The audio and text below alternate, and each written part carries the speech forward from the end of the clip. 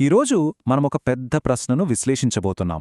క్రైస్తవ వేదాంతంలో బైబిల్ను దేవుని వాక్యం అని ఎందుకంటారు? దీని వెనక ఉన్న తార్కిక నిర్మాణం ఏంటి? ఇది కేవలం గుడ్డి నమ్మకం గురించి కాదు. ఇదొక వాదన, ఒకదానిమీద ఒకటిగా నిర్మించబడిన ఆలోచనల గొలుసులాంటిది. సరే, ఇక దీని లోతుల్లోకి వెళ్దాం. సరే, ఇక్కడే అసలు వేదాంతపరమైన సమస్య మొదలవుతుంది.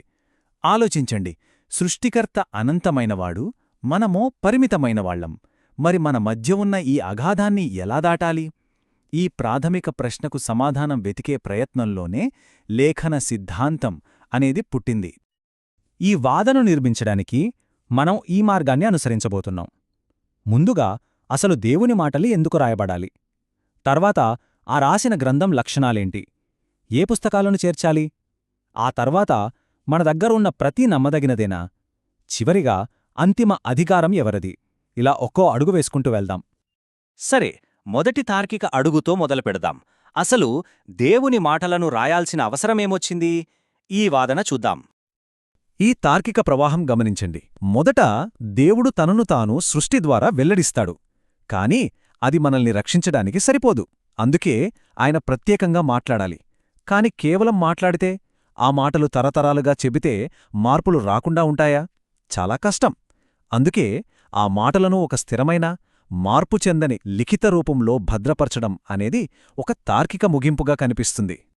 ఒకసారి మనకు లిఖిత గ్రంథం అవసరమని అంగీకరించిన తర్వాత వెంటనే వచ్చే ప్రశ్న, ఈ గ్రంథానికున్న ప్రత్యేక దైవిక లక్షణాలు ఏంటి? ఇక్కడే ప్రేరణ అనే ముఖ్యమైన భావన వస్తోంది. వేదాంతం ప్రకారం బైబిల్ అధికారం దాన్ని రాసిన మనుషుల నుండి రాలేదు. దాని అధికారం దానికి మూలమైన దేవుని నుండే వస్తోంది. గ్రీకులో థియోప్న్యూస్టోస్ అంటే దేవుని శ్వాస. అంటే లేఖనమనేది దేవుని శ్వాస నుండి పుట్టిన ఉత్పత్తి అని అర్థం.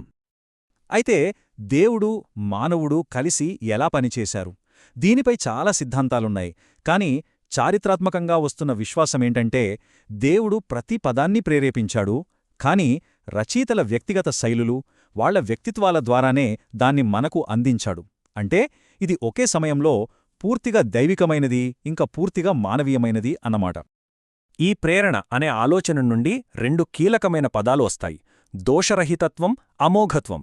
దోషరహితత్వం అంటే ఒరిజినల్ మ్యానుస్క్రిప్ట్స్లో వాస్తవ దోషాలు లేవని అర్థం. అమోఘత్వం అనేది ఇంకా బలమైన పదం. అంటే దాని ఉద్దేశ్యంలో అది విఫలం కావడం అసాధ్యమని. ఒకటి దాని స్థితిని వివరిస్తే, మరొకటి దాని స్వాభావిక లక్షణాన్ని వివరిస్తుంది. సరే, మన దగ్గర దైవికంగా ప్రేరేపించబడిన ఒక గ్రంథముందని అనుకుందాం.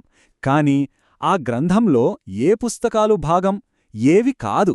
ఇదే మన తరువాతి తార్కిక ప్రశ్న. ఇక్కడే కానన్ అనే పదం వస్తుంది. దీని అర్థం కొలబద్ద. ఇక్కడ ఒక చాలా ముఖ్యమైన వేదాంతపరమైన వ్యత్యాసం ఉంది.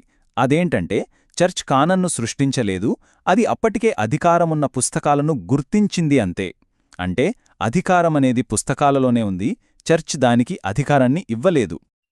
ఈ విషయంలో పాత నిబంధనలో అతిపెద్ద వివాదం అపోక్రిఫా అనే పుస్తకాల చుట్టూ తిరుగుతుంది. ఈ స్లైడ్ ఇరుపక్షాల వాదనలను తటస్థంగా చూపిస్తుంది. ప్రొటెస్టెంట్లు ఏమంటారంటే అవి అస్సలు హీబ్రూ క్యానన్లు లేవని, కాథలికులు, ఆర్థోడాక్సులు ఏమంటారంటే అవి తొలి క్రైస్తవులు వాడిన గ్రీకు అనువాదంలో ఉన్నాయని, చర్చ్ సంప్రదాయం ద్వారా ధృవీకరించబడ్డాయని. చివరికి ఇది ఏ సమాజానికి అంతిమ అధికారం ఉంది అనే దానిపై ఆధారపడి ఉంటుంది. సరే, ఇప్పుడు మనం గ్రంథం యొక్క భౌతిక రూపం వైపు దృష్టి పెడదాం. అంటే మన చేతుల్లో ఉన్న గ్రంథం అసలు రాసిన వాటికి నమ్మకమైన ప్రతిరూపం అని మనకెలా తెలుస్తూ? చారిత్రకంగా చూస్తే ఇది ఒక పెద్ద సవాలు. 20వ శతాబ్దం వరకు మన దగ్గరున్న పాత నిబంధన వ్రాతప్రతులకు అసలు వాటికి మధ్య దాదాపు 1000 సంవత్సరాలకు పైగా గ్యాప్ ఉండేది. కాని అప్పుడొక నాటకీయమైన ఆవిష్కరణ జరిగింది. మృత సముద్రపు గ్రంథాలు, డెడ్ సీ స్క్రోల్స్ దొరికాయి. ఇది గ్రంథ చరిత్రలోనే ఒక కీలకమైన క్షణం. ఒక్కసారిగా ఆ 1000 సంవత్సరాల చారిత్రక నిశ్శబ్దం బద్దలైంది. ఈ ఆవిష్కరణ చారిత్రకారులకు టైం ట్రావెల్ చేసే అవకాశాన్నిచ్చింది. మరి ఈ ఆవిష్కరణ ఏం నిర్ధారించింది? శతాబ్దాలుగా వ్రాతప్రతులను కాపీ చేసే ప్రక్రియలో గ్రంథం అనేది అద్భుతమైన ఖచ్చితత్వంతో భద్రపరచబడిందని తేలింది. ఇప్పుడు మనం ఈ తార్కిక గొలుసులో చివరి, బహుశా అత్యంత కీలకమైన ప్రశ్నకు వచ్చాం. గ్రంథాన్ని ఎలా అర్థం చేసుకోవాలి అనే దానిపై భిన్నాభిప్రాయాలు వస్తే అంతిమ న్యాయ నిర్ణేత ఎవరు లేదా ఏది? ఇక్కడే క్రైస్తవ మతంలోని ప్రధాన శాఖల మధ్య ప్రాథమిక విభజన రేఖ కనిపిస్తోంది. ప్రొటెస్టెంట్ స్థానం ప్రకారం లేఖనం మాత్రమే అంతిమ అధికారం. కేథలిక్ స్థానం ప్రకారం అధికారమనేది లేఖనం, చర్చ్ సంప్రదాయం, చర్చి బోధన ఈ మూడింటి మధ్య పంచుకోబడింది. ఇక ఆర్థోడాక్స్ స్థానం ప్రకారం లేఖనమనేది చర్చ్ సంప్రదాయంలో ఒక భాగం. దాని ద్వారానే దాన్ని అర్థం చేసుకోవాలి. చూడండి, కీలకమైన విషయం ఇది. ఈ సిద్ధాంతం కేవలం అకాడమిక్ చర్చ కాదు. చర్చి చరిత్రలో ప్రధాన విభజనలకు, ఈ రోజుకీ ఉన్న భిన్నత్వానికి ఇదొక ప్రాథమిక కారణం. ఈ భావనను అర్థం చేసుకోవడం చర్చి చరిత్రను అర్థం చేసుకోవడానికి చాలా అవసరం. ఈ విశ్లేషణ అంతా మనల్ని ఒక ప్రాథమిక ప్రశ్న దగ్గరకు తీసుకువస్తుంది. ఒకే గ్రంథం పూర్తిగా దైవికమైనది, అదే సమయంలో పూర్తిగా మానవీయమైనది కూడా అవ్వడం అంటే ఏమిటి? ఇది ఒకే సమయంలో ఆకాశం నుండి అలాగే భూమి నుండి వచ్చిన గ్రంథం గురించి ఆలోచించమని మనల్ని ఆహ్వానిస్తోంది.